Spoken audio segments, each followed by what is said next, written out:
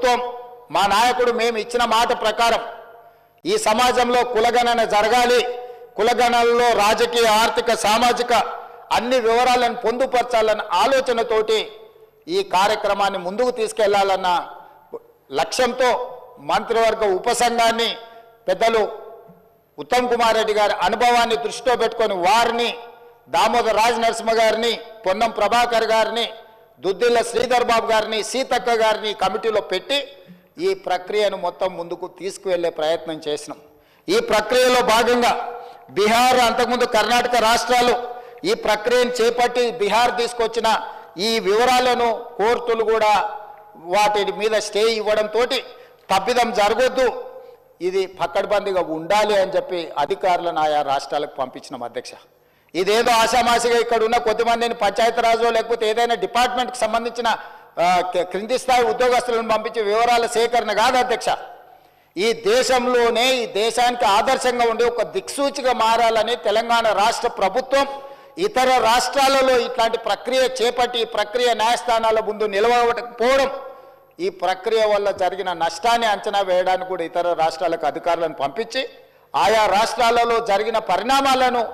మనమంతా కూడా ఒక స్టడీ చేసి అధికారుల నుంచి నివేదిక తెప్పించుకొని తద్వారా జనగణన ఏ విధంగా చేసిండ్రు, ఇతర రాష్ట్రాలలో కులగణన ఏ విధంగా నిర్వహించిండ్రు, వీటన్నిటిని పరిగణకు తీసుకొని పదే పదే ముఖ్యమంత్రి స్థాయిలో నేను, ప్లానింగ్ బోర్డు ఉప ముఖ్యమంత్రి గారు ఆర్థిక శాఖ కిందకు వస్తుంది వారు, అదేవిధంగా మా cabinet sub committee chairman Uttam Kumar Reddy గారు వివిధ సందర్భాలలో చీఫ్ సెక్రటరీ గారితో సహా 12 సార్లు సమావేశాలు పెట్టి సమీక్షలు చేసి అధికారులకు సూచనలు చేసి ఒక పక్కడ్బందీ ప్రణాళికతోటి ఏ విధంగా అయితే జనాభాను మనం లెక్కిస్తామో ఆ రకంగా మొట్టమొదట ఇండ్ల వివరాలు సేకరించే కార్యక్రమం చేపట్టిన అధ్యక్ష. ఈ తెలంగాణ రాష్ట్రంలో ఉన్న పాత 10 ఉమ్మడి జిల్లాలలో ప్రతి గ్రామంలో, తండాలో, గూడెంలో ఇండ్ల వివరాలు సేకరించి ఆ ఇండ్లను అన్నిటిని కూడా ఎన్యూమరేట్ చేసి ఆ ఇండ్ల మీద స్టిక్కర్ అంటించి ప్రతి 150 ఇండ్లను ఒక గ్రూపుగా అంటే అధ్యక్ష మ్యాపింగ్ చేసి ఇట్లా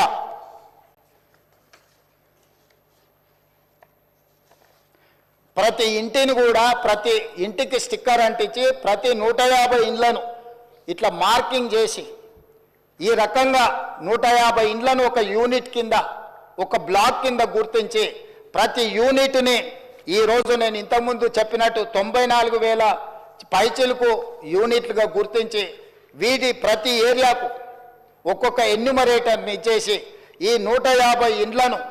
రోజుకు 8 నుంచి 10 కంటే ఎక్కువ చేయకూడదు. ఎందుకంటే 10 కంటే ఎక్కువ చేస్తే వాళ్ళు తొందరపాటులో హడావిడిగా చేయాలన్న నిర్ణయంతో వాళ్ళు తప్పర్లు జరగడానికి అవకాశం ఉంటుందని చెప్పి వివిధ డిపార్ట్మెంట్లకు సంబంధించిన వాళ్ళు teachers, agriculture extension officers, anganwadi teachers, IKP ఏపీఎంలు, bill collectors and assistant bill collectors, ward officers, Indira Kranti Pathakam bookkeepers, chairman, environment engineers, Panchayati Raj secretary, junior assistant, record assistant, typist, work inspector, ఇట్లా ప్రభుత్వంలో ఉన్న వివిధ శాఖలకు సంబంధించిన అధికారులను ఈరోజు మనం వాళ్ళందరినీ పెట్టి ప్రతి ఇంటికి ఇలాంటి స్టిక్కర్ను అంటించిన అధ్యక్ష. మొదటి 3 రోజులు ఈ రాష్ట్రంలో ఉన్న అన్ని గృహాల యొక్క వివరాలను సేకరించి ఆ వివరాలన్నిటిని కూడా ప్రతి ఒక్కరి ఇంటికి ఇట్లా స్టిక్కర్ అంటించి ఫస్ట్ ఇండ్లను గుర్తించడం జరిగింది అధ్యక్ష. ఆ తర్వాత ప్రతి ఇంటికి మన ఎన్యూమరేటర్లు వెళ్ళి ఇట్లాంటి అప్లికేషన్లు తీసుకెళ్ళి అధ్యక్ష ప్రతి ఒక్కరి వివరాలు వాళ్ళందరితో సేకరించి 8 పేజీలల్లా అక్కడికి వెళ్ళి వాళ్ళతో మాట్లాడి వాళ్ళు ఇచ్చిన సమాచారాన్ని తీసుకొని వాళ్ళ సంతకాన్ని కూడా కుటుంబ యజమాని పేరు, మొబైల్ నెంబర్తో సహా సంతకం వాళ్ళు తీసుకొని, ఎన్యూమరేటర్ సంతకం తీసుకొని, సూపర్వైజర్ సంతకం తీసుకొని ఈ రకంగా సమాచారాన్ని 8 పేజీలలో పూర్తి వివరాలతో కూడుకున్న వాళ్ళ పేరు, తండ్రి పేరు, వాళ్ళ కులము, వాళ్ళ ఆర్థిక స్తోమత, వాళ్ళ విద్య, గతంలో ప్రభుత్వం నుంచి ఏమైనా పథకాలలో లబ్ధి పొందినరా, గతంలో రాజకీయ పరమైన రిజర్వేషన్లు ఏమన్నా పొందినరా, ఇట్లా పూర్తి స్థాయిల వివరాలతోటి ఆ కుటుంబం యొక్క వివరాలు తీసుకున్నాం అధ్యక్ష. ఇవన్నీ మాన్యువల్గా సేకరించి 76,000 మంది డేటా ఎంట్రీ ఆపరేటర్స్ని పెట్టి ఏ ఎన్యూమరేటర్ అయితే 150 ఇండ్లకెళ్ళి చేసిండో అతనే డేటా ఎంట్రీ ఆపరేటర్ దగ్గర కూర్చొని ఒక్కొక్క పేజీ తీసి కంప్యూటరీకరణ చేపించి పూర్తిగా ఈ డేటానంతా కూడా 76,000 మంది డేటా ఎంట్రీ ఆపరేటర్లు 36 రోజులు కష్టపడి ఈ మొత్తం అంతా కూడా క్రోడీకరించింది అధ్యక్ష ఈరోజు ఇంత పకడ్బందీగా ఇందులో ఉండే పని చేసే వాళ్ళకు కూడా ఉద్యోగస్తులకు కూడా వాళ్ళకు ఒక బుక్లెట్ అధ్యక్ష రాష్ట్ర స్థాయిలో ఎన్యూమరేటర్లకు శిక్షణ ఇచ్చినాం,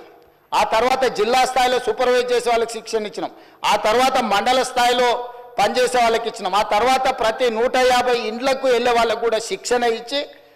ఎక్కడ తప్పు జరగకుండా ఎలాంటి ఇబ్బంది జరగకుండా వాళ్ళకు ఒక బుక్లెట్ ఇచ్చి ఒక మాన్యువల్ అంటే గైడ్ లైన్స్ లాగా ఒక పుస్తకం ఇచ్చి అధ్యక్ష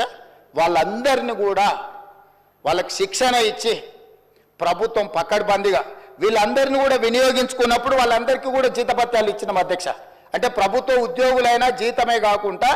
అదనంగా పనిచేయించుకున్నందుకు కూడా వాళ్ళకు జీతభత్యాలు ఇచ్చి 160 కోట్ల రూపాయలు ఖర్చు పెట్టి ఈరోజు ఒక నిర్దిష్టమైన పకడ్బందీ సమాచారాన్ని ఈరోజు సేకరించిన అధ్యక్ష 7 దశాబ్దాలుగా పైగా ఈరోజు బలైన వర్గాలకు సంబంధించిన వాళ్ళు కావచ్చు, మైనారిటీలు కావచ్చు, మేము ఎంతమంది ఉన్నామో మా లెక్క మాకు చెప్పండి అన్నారు అధ్యక్ష. కనీసం మాకు నిధులు, మా రిజర్వేషన్లు, లేకపోతే మా ఉద్యోగ ఉపాధి అవకాశాలలో మేము మా భాగం అడగాలి అని అంటే కనీసం మా లెక్క తేల్చండి అని అంటే ఎవ్వరు కూడా వాళ్ళ మొలకించిన వాళ్ళు లేరు అధ్యక్ష. అందుకే ఈరోజు ఈ ప్రభుత్వం స్పష్టంగా నిర్ణయం తీసుకొని ఇది ఒక చారిత్రాత్మకమైన నిర్ణయం,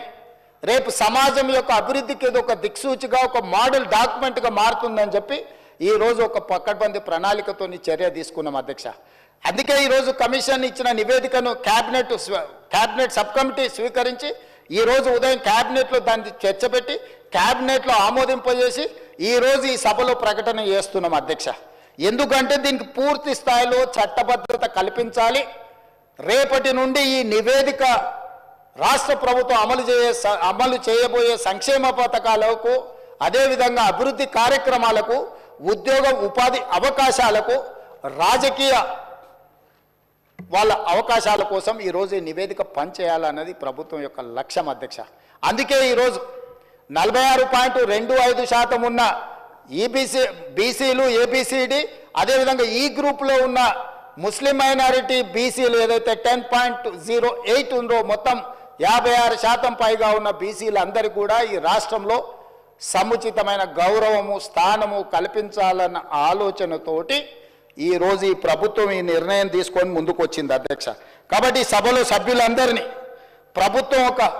మంచి కార్యక్రమాన్ని తీసుకొచ్చి ప్రజలకు అందుబాటులో పెట్టినందుకు ఈరోజు అందరూ సభలో ఉన్న వాళ్ళందరూ కూడా ఈ ప్రభుత్వాన్ని రాజకీయాలకు అతీతంగా అభినందించాల్సిన అవసరం ఉన్నది. మంత్రివర్గ ఉపసంఘాన్ని, అదేవిధంగా అధికారులు, అదేవిధంగా సూపర్వైజ్ చేసిన వాళ్ళు, ఎన్యూమరేటర్లుగా పనిచేసిన వాళ్ళు రాత్రి మగళ్ళు కష్టపడి ఇది ఒక దిగ్విజయమైన కార్యక్రమంగా దేశానికే ఆదర్శంగా నిలబడే ఒక కార్యక్రమాన్ని, ఒక బాధ్యతను నెరవేర్చింది. కాబట్టి ఈ తమరి ద్వారా సభలో ఉన్న సభ్యులందరినీ ఈ మొత్తం